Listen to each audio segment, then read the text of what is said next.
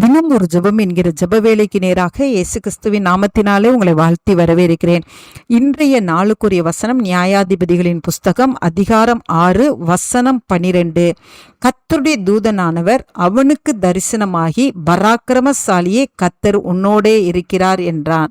நாம் யாவரும் கண்களை மூடி தேவனை நோக்கி ஜெபிப்போம். எங்களை நேசிக்கிறதான நல்ல தகப்பனே, இந்த நாளுக்காக ஸ்தோத்திரம். கர்த்தர் கொடுத்த புதிய நாளுக்காக நாங்கள் உம்மை துதிக்கிறோம், உம்மை மனதார ஸ்தோத்தரிக்கிறோம், வாழ்த்துகிறோம் ஆண்டவரே. உம்முடைய பாதத்திலே தொட்டு நாங்கள் வணங்குகிறோம் ஆண்டவரே.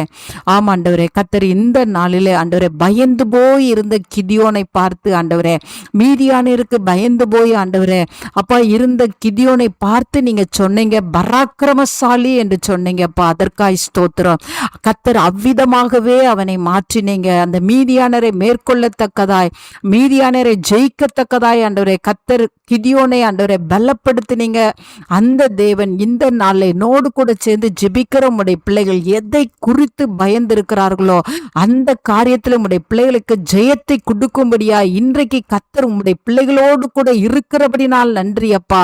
ஆமாண்டவரே, உடைய பிள்ளைகள் ஆண்டவரே பயப்படுகிற காரியத்துல உம்முடைய பிள்ளைகளை கர்த்தர் பராக்கிரமசாலியாய் மாற்றுகிறீங்க. உமக்கு ஸ்தோத்திரம்.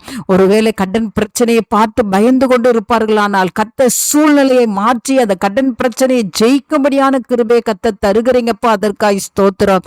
குடும்பங்களுக்குள்ளே போராட்டங்களையும் சஞ்சலங்களையும் வருத்தங்களையும் சண்டைகளையும் ஆண்டவரே நாள்தோறும் பார்த்து கொண்டு ஆண்டவரே பயந்து போய் இருக்கிற பிள்ளைகளுக்கு ஆண்டவரே அந்த சூழ்நிலையை மேற்கொள்ளத்தக்கதாய் ஆண்டவரே ஒரு பலத்தை இந்த ஜெப வேளையில கட்டளையிடுகிறீங்க. உமக்கு நன்றி அப்பா.